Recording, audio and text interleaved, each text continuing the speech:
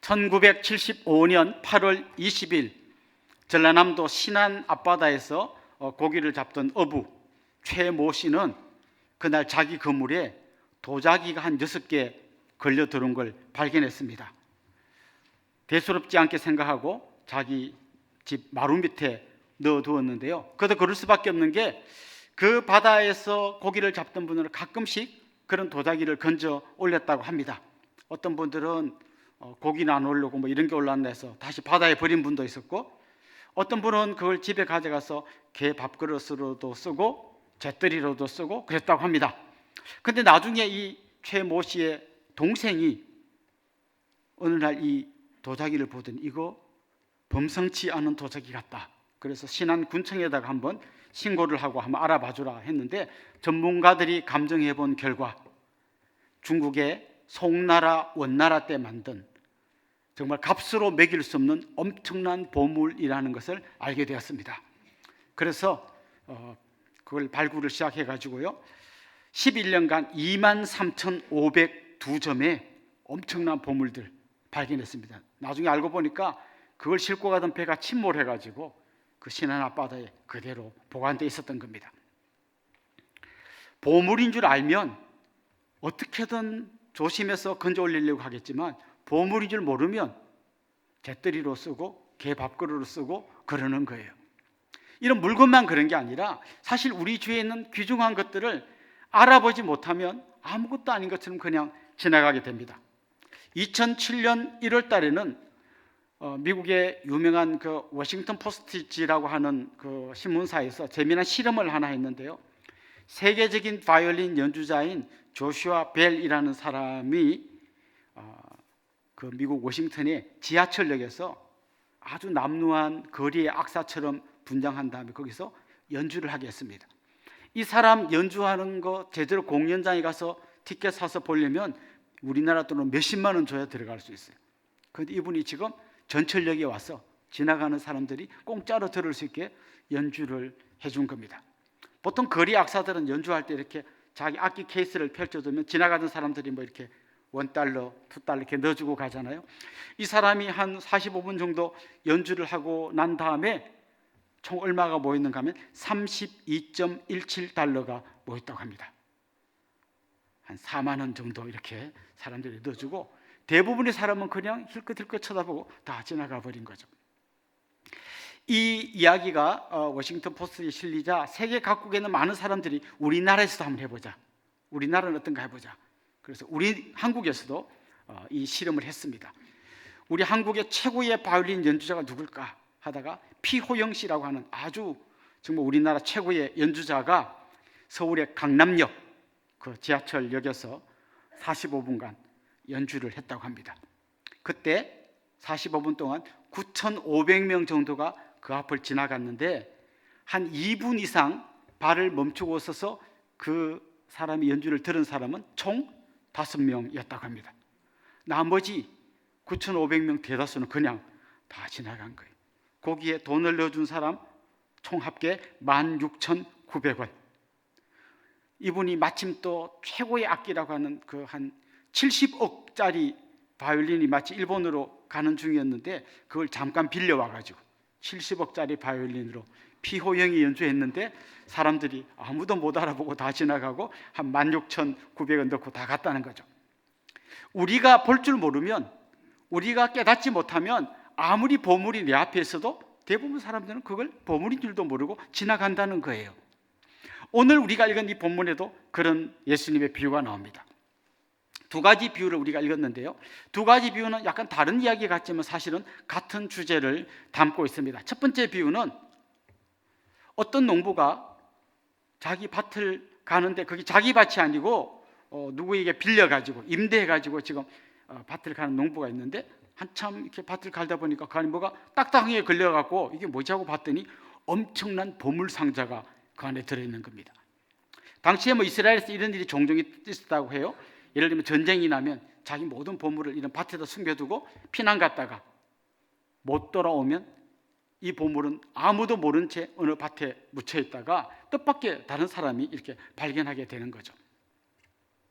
자, 이 농부는 이 보물을 찾기 위해서 뭔가 보물 지도를 들고 막 찾아 나선 게 아니고 그냥 자기가 늘 하던 대로 농사 짓다가 보물을 발견한 거예요. 일상 속에서 보물을 발견한 거죠. 그 다음 나오는 이 진주 장사는 그냥 뭐 어쩌다 한 개 사는 사람이 아니라 아마 도매의 상인 같아요. 그래서 여러 군데 다니면서 좋은 진주가 있으면 사들였다가 되팔고 하는 아마 이런 사람 같습니다. 자, 이 사람이 어느 날 너무나 값비싼 진주를 발견한 거예요. 아마 이건 이 사람이 처음 본 게 아닐 거예요. 다른 사람들도 많이 봤는데 이게 진짜 그렇게 좋은 진주인 줄 딴 사람은 잘 못 알아봤는데 이 사람이 알아본 거예요. 그래서 자기의 전 재산을 다 팔아서 이 진주를 샀다, 뭐 이런 이야기가 오늘 본문에 나옵니다. 역사의 여러 기록에도 보면 이 진주가 요즘도 뭐 꽤 값비싼 보석으로 치지만 그 당시에 어마어마하게 비싼 진주들이 있었다고 합니다.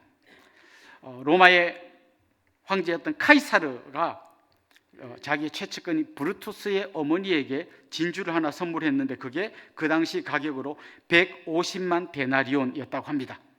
1데나리온이 노동자 하루 품삯입니다. 그러니까 노동자가 150만 일 동안 일해서 벌 수 있는 돈, 하루에 일당을 10만 원이라고 치면 1,500억 원이고요 20만 원이라고 계산하면 3,000억 원쯤 되는 진주를 선물했다는 거예요. 또 여러분이 많이 들어보셨죠? 클레오파트라라고 하는 이 여왕은 자기가 아주 값비싼 진주를 갖고 있었는데 2,500만 데나리온, 요즘 돈으로 환산하면 한 3조에서 5조 정도 되는 진주를 가지고 있었다고 합니다. 아마 오늘 이 본문에 나오는 이 진주 장사도 그런 엄청난 진주를 발견한 것 같아요. 그런데 이 이야기에서 가장 중요한 게 뭔가 하면 그게 보물이란 걸 알아볼 수 있어야 되고 숨겨진 보물을 누군가가 찾아내야 한다는 겁니다. 다시 말하면 오늘 이 비유는 지금 하나님 나라가 어떤 것인지를 설명하는 것인데 하나님 나라가 얼마나 엄청난 보물인지를 사람들이 잘 모르고 그게 감추어져 있는 거라는 거예요. 그런데 그걸 발견한 사람은 자기의 전 재산을 다 쏟아부어서라도 그걸 찾아내려고 한다는 거죠. 그런데 이 가치를 알아보는 사람과 못 알아보는 사람 사이에는 하늘과 땅만큼 엄청난 차이가 나게 되어 있는 겁니다. 예를 들면 한번 이런 장면을 상상해 봅시다. 어떤 농부가 밭에서 일을 하다가 뭐가 딱딱한 게 걸려서 파봤더니 어마어마한 보물이 들어있어요. 좀 전에 말씀드렸다시피 이게 자기 밭이면 횡재했다고 가져가면 되는데 이게 남의 밭이잖아요. 이 사람 머리가 막 돌아갔을 겁니다. 이거 이 밭 주인 거니까 이걸 내가 찾았다고 주인에게 갖다 주면 주인이 수고했습니다 하고 보물 상자를 열어가지고 금반지 2개 수고비로 드리고 나머지는 자기가 다 가질 거 아니에요. 그건 안 돼. 그렇다고 몰래 가져가면 도둑놈 되잖아요. 잘못 걸리면 이거 패가망신합니다. 이 사람이 머리를 굴려봅니다. 어떻게 하면 될까요? 이걸 밭을 사버리면 내 밭에서 내가 찾은 거니까 이거 내 거잖아요. 그래서 밭을 사기로 결정합니다. 밭을 살려면 자기에 있는 전 재산을 집도 팔고 뭐 하여튼 숟가락 젓가락까지 다 팔아야 살 수 있다고 해봅시다. 근데 요거 자기 부인한테 요 이야기 잘못하면 부인이 너무 좋아서 밖에 나가지고 우리 남편이 어쩌고 저쩌고 해버리면 이거 다 안 되니까 부인에게 비밀로 했다고 생각해 봅시다. 자, 두 사람이 어떤 대화를 할 것 같습니까? 여보, 우리 저 산 밑에 있는 저 돌짝밭 저거 우리 삽시다. 부인이 첫 마디가 이거였을 거예요. 왜? 그걸 왜? 그리고 남편이 말합니다. 그 이유는 나중에 말해줄게.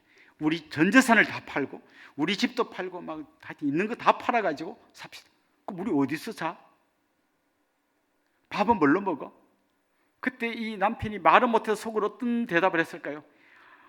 이런 집이 아니야. 이제 우리는 어마어마한 집을 살 수 있다고. 이런 숟가락이 아니야. 이제 우리는 금숟가락으로 먹을 수 있다고. 근데 그 말할 수 없는 그 남편의 안타까움과 그걸 못 알아듣는 부인의 안타까움이 정말 얼마나 엄청난 갈등을 일으킬지 한번 상상해 볼 수 있을 겁니다.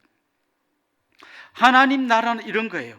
그 가치를 아는 사람에게는 내 인생 전부를 다 걸어도 아깝지 않은 너무 엄청난 것이고, 가치를 모르는 사람이 볼 때는 정말 그렇게 사는 사람이 완전히 바보 같아 보이는 것이죠.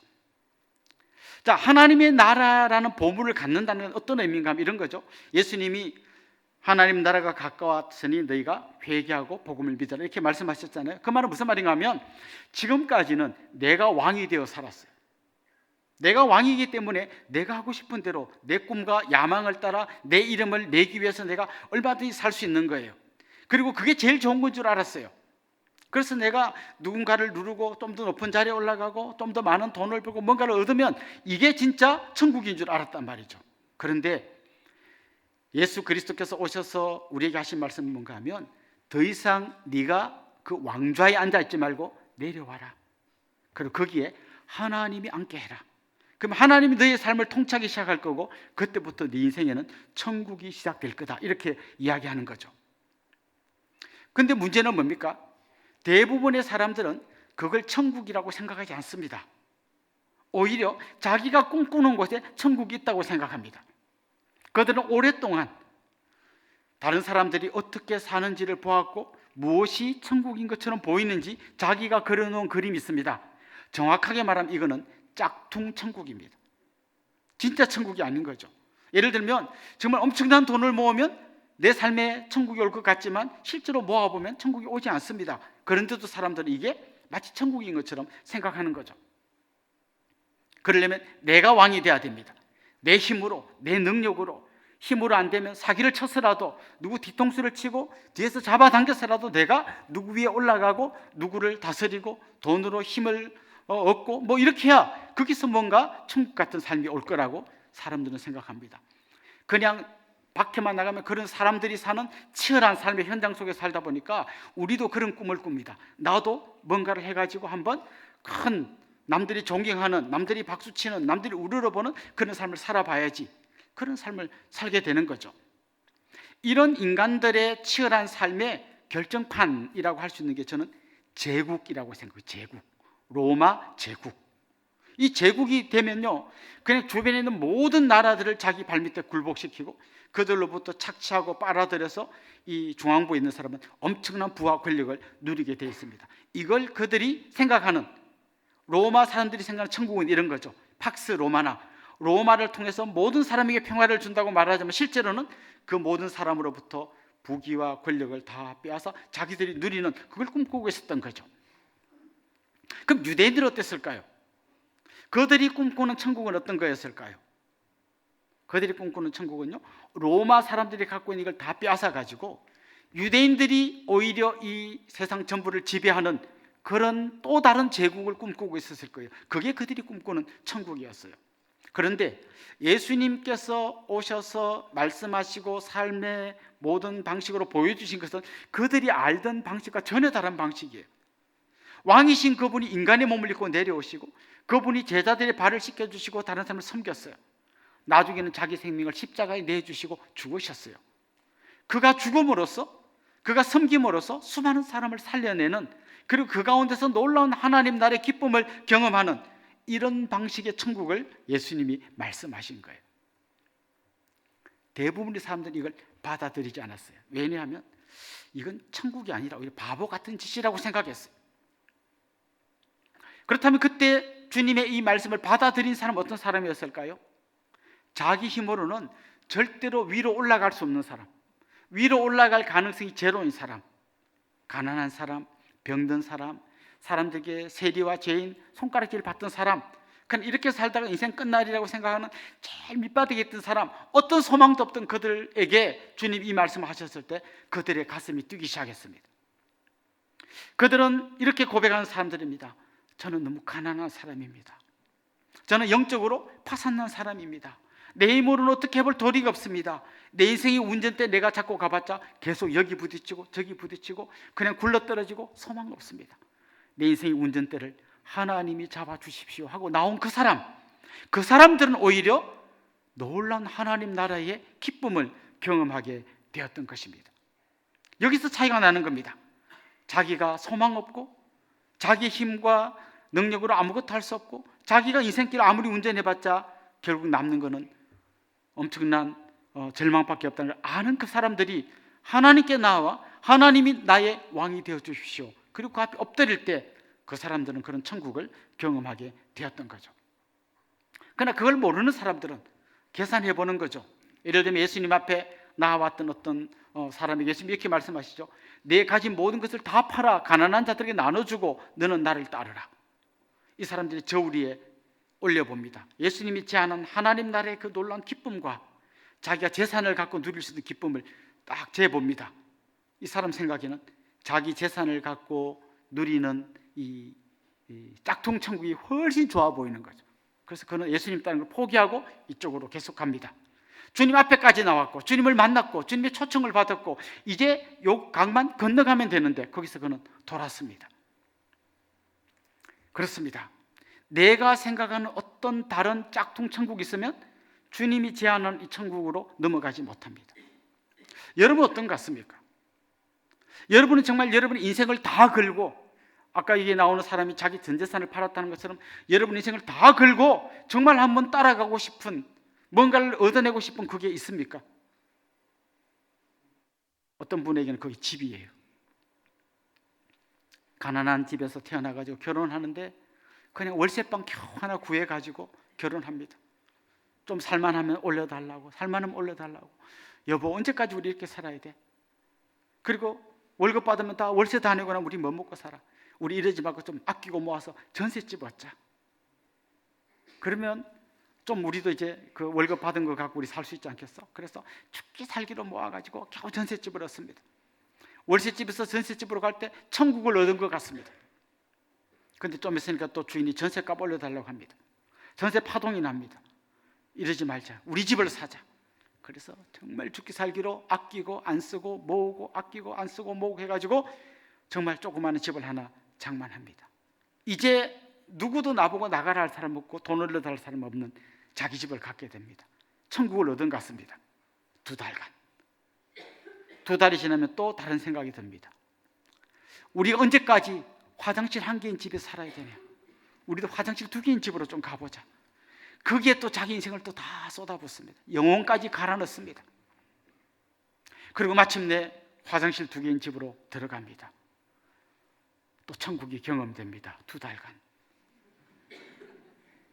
그런데 친구 만났는데 이런 얘기를 듣습니다. 화장실 2개인 집이라고 화성의 그런 집과 강남의 그런 집이 같냐? 그럴 때 그가 아직 도달하지 못한 또 다른 천국이 있다는 걸 알게 됩니다. 그래서 그는 죽기 살기로 화성 탈출, 강남 진입을 위해서 자기 인생을 다 쏟아붓습니다. 그가 눈 감을 때 나도 강남에 집 한 채 갖고 죽는다, 이러고 행복하게 인생을 마칠 것 같습니까? 저는 지금 여러분에게 집을 사지 말라거나 강남으로 이사 가지 말라는 얘기를 하려고 하는 게 아닙니다. 그게 여러분 인생의 한 작은 부분이 돼야 되지, 그게 여러분 인생의 전부를 갈아 넣을 만큼 그게 마치 천국인 것처럼 내 인생을 거기에 올인해서는 안 된다는 걸 이야기하려는 겁니다. 어떤 분들에게는 또 자녀 교육이 그런 어떤 하나의 짝퉁 천국이 될 수 있습니다. 고등학교밖에 못 나온 내가 직장에 가보니까 똑같이 일하는데 대학 나온 사람은 나보다 몇십만 원 더 받더라. 우리 자식들만큼 내 공부시킬 거다. 그래서 죽기 살기로 학원 보내고 공부시키고, 그 다음에 돈 모자라면 엄마가 파출부 나가고, 그래서 이 아들을 공부시켜서 마침내 꿈에 그리던 스카이에 진출했어요. 그리고 이제 나는 꿈을 이루고 천국을 누릴 것 같지만 그 자녀가 어느 날 엄마 누구세요 할 때 인생이 다 무너져 버리는 거죠. 우리는 종종 진짜 보물 대신에 짝퉁 보물, 짝퉁 천국을 찾느라고 진짜 보물을 놓칠 때가 너무나 많이 있습니다. 오늘 본문은 우리에게 그것을 이야기하려고 합니다. 진짜 천국이 얼마나 귀한지 대부분은 모르는데 이유는 감춰져 있기 때문이다. 그 가치를 아는 사람만이 그 천국을 누릴 수 있다, 이렇게 이야기하는 것입니다. 그리고 진짜 그 천국의 놀라운 가치를 발견한 사람은 자기의 전부를 다 바쳐서라도 그걸 얻고 싶어 한다. 이걸 표면적으로 들으면 내 전세는 다 헌금하고 천국 가라 그 소리구나, 그런 얘기를 하고 있는 게 아닙니다. 지금 여러분이 왕좌에서 내려오고 그 자리에 하나님이 앉게 하라는 걸 말씀드리고 있는 겁니다. 그 천국을 경험한 사람, 정말 하나님이 내 인생의 왕이 된 그 사람은 내 인생의 환경과 아무 관계없이 정말 천국의 기쁨을 누리면서 살게 되어 있습니다. 가끔씩 그 내적 지수양회 같은 데 다녀오신 분들이 간증할 때 들어보면 이런 얘기를 합니다. 수양회 갈 때까지는 그냥 별 생각 없이 가는데 올 때 막 가로수들이 춤을 추고 꽃들이 노래를 하고 막 새들이 나한테 반갑다고 하는, 그냥 온 세상이 다 바뀐 것 같은 그런 경험을 했다는 거죠. 그거예요. 그 천국을 경험한 사람은 매를 맞아도 감옥에 갇혀도 전 재산을 다 뺏기고 쫓겨나도 누구도 빼앗아갈 수 없는 기쁨과 감격을 누리게 되어 있습니다. 여러분, 꽃들도라는 찬양 아십니까? 그게 이런 가사가 나옵니다. 꽃들도 구름도 바람도 넓은 바다도 찬양하라 찬양하라 예수를. 하늘을 울리며 노래해 나의 영혼아 은혜의 주 은혜의 주 은혜의 주. 저는 여러분 안에 세상 사람이 이해하지 못하는 이 천국의 감격과 기쁨이 날마다 샘솟듯이 솟구쳐 오를 수 있기를 주님의 이름으로 축원합니다. 우리가 하나님의 통치를 받기 시작하면 우리 눈이 바뀌어요. 그러니까 진짜 하나님이 내 삶을 통치하고 하나님 우리 가정의 주인인 걸 내가 인정하기 시작하면요, 그렇게 꼴보기 싫던 남편이 어느 순간 불쌍하게 보이기 시작해요. 아이고, 아침부터 저녁까지 우리 먹여 살리느라고 얼마나 고생하나. 옛날에는 생일도 까먹고 결혼기념일을 까먹는 인간 같지도 않은 저런 인간과 내가 왜 만나나 하던 사람이 진짜 이 천국을 경험하면, 하나님 통치를 받기 시작하면 그 남편이 불쌍하게 보이기 시작해요. 그래서 아이고, 밥이라도 한 그릇 따뜻하게 해줘야지, 국이라도 맛있게 끓여줘야지. 그리고 뭔가 잘해줄 때 남편이 뭔가 생각이 막 이상한 생각이 듭니다. 이 여자가 왜 이럴까? 뭔 사고치고 지금 나한테 이러는 걸까? 아니면 뭐 암 판정 받았나? 사람이 죽을 때가 되면 마음이 바뀐다던데 수상하다. 근데 그 수상함이 점점 진해집니다. 어느 날 막 수고했다고 하고 애썼다고 하고 고생했다고 인사도 하고 막 사랑한다고 한 번도 못 들어본 말도 할 때 뭔가 울컥하는 게 올라옵니다. 여러분, 남자들이 이 정도에 보통 울컥합니다. 네. 울컥하는 게 올라옵니다. 그래서 자기도 그냥 어색하지만 뭔가 좀 잘해주려고 합니다. 이게 서서히 선순환을 이루면서 어느 순간 우리 가정이 천국으로 바뀌는 거예요. 많은 사람들이 하나님의 말씀대로 살아갈 때, 그 왕이신 하나님 통치를 받을 때 그곳이 천국이 된다는 이 말씀을 귀로 듣지만, 그걸 진주인 걸 보지만 안 사고 그냥 놔두고 가는 거하고 똑같은 거예요. 진짜 발견한다면 거기에 내 인생의 전부를 걸고 그 하나님 말씀에 순종함으로써, 통치를 받음으로써 천국을 경험하고 나중에 주님 부르실 때는 진짜 영원한 천국에서 주님과 함께 왕노릇하는 그런 감격의 삶을 살게 되는 것이죠. 저는 여러분의 삶 안에 이런 놀라운 역사가 일어나기를 소망합니다. 베드로 사도가 베드로 전후서를 보냈는데요, 이 베드로 전후서를 받아들었던 그 당시의 수신자들은 예수님 믿는다는 이유로 자기 동네에서 쫓겨나가지고 알지도 못한 낯선 동네로 도망가서 집시처럼 떠돌이 생활하던 그런 사람들이었어요. 그런데 그런 사람들에게 베드로가 편지를 쓴 게 베드로전서에 나오는데요, 특별히 그들이 어떤 삶을 살았는지를 엿보게 하는 말씀이 베드로전서 1장 6절에서 9절 말씀입니다. 우리 같이 한번 읽어볼 텐데요, 제가 읽을 때 여러분은 빨간 글자로 된 부분만 크게 읽어주시면 좋겠어요. 그러므로 너희가 이제 여러 가지 시험으로 말미암아 잠깐 근심하게 되지 않을 수 없으나 오히려 크게 기뻐하는도다. 너희 믿음의 확실함은 불로 연단하여도 없어질 금보다 더 귀하여 예수 그리스도께서 나타나실 때의 칭찬과 영광과 존귀를 얻게 할 것이니라. 예수를 너희가 보지 못하였으나 사랑하는도다. 이제도 보지 못하나 믿고 말할 수 없는 영광스러운 즐거움으로 기뻐하니 믿음의 결국 곧 영혼의 구원을 받음이라. 여러분, 읽으신 내용이 어떤 겁니까? 크게 기뻐한다는 거예요. 말할 수 없는 영광스러운 즐거움으로 기뻐한다. 저는 이거 잘 해석이 안 되더라고요. 말할 수 없는 영광스러운 즐거움으로 기뻐하는, 그냥 하여튼 간단하게 말하면 진짜 이게 눌러둘 수 없는 넘치는 기쁨을 그들이 갖고 있었다는 거예요. 누가? 집에서 쫓겨나가지고 떠돌이 생활하던 그들이. 무슨 말인가 하면 진짜 이 천국을 소유한 사람은 자기 삶에 어떤 어려운 환경이 찾아도 그것 때문에 절망하지 않는다는 거예요. 왜냐하면 자기가 경험한 이 천국의 기쁨이 너무 크기 때문이에요. 어떤 것도 이걸 줄여들게 만들 수 없다는 거예요. 이 고백이 여러분의 고백이 되면 좋겠습니다. 결국 이것을 발견한 사람들은 자기 인생 전체를 여기에 드릴 수 있는 거예요. 혹시 여러분 주식 해보셨습니까? 주식하는 분들이 정말 열심히 암송해야 될 격언이 있는데 계란을 한 바구니에 담지 말라는 겁니다. 여기에 올인했다가 잘못되면 여러분 전재산 다 날립니다. 그런데 오늘 본문에 나온 이 보물을 발견한 사람은 여기에 올인합니다. 엄청난 모험이죠. 잘못되면 인생 끝장납니다. 그러나 이 사람들은 압니다. 절대 끝장나지 않고 여기가 진짜 내 모든 기쁨과 감격을 주는 놀라운 비밀이 있다는 걸 알게 됩니다. 그렇습니다.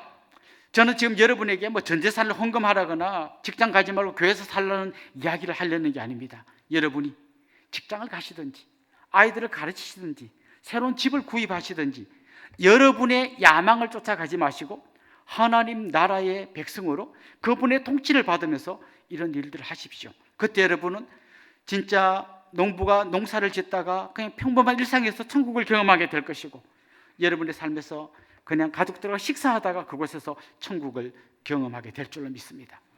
하나님 나라의 백성으로 올인한다는 건 절대 여러분에게 억울한 일이 아닙니다. 우리의 왕이신 그분은 우리를 위해서 아들을 주셨습니다. 그 아들이 십자가에 못 박힌 것을 두 눈으로 보시면서도 우리를 살려내시고 우리를 하나님의 자녀 삼아 주신 분이 우리의 왕이십니다. 그분은 나보다 나를 더 잘 아십니다. 그분은 내게 무엇이 필요한지를 누구보다 잘 아시는 분이십니다. 그분을 왕으로 모시고 살아갈 때 여러분의 인생에 놀라운 하나님 나라의 기쁨이 찾아오게 될 줄로 믿습니다.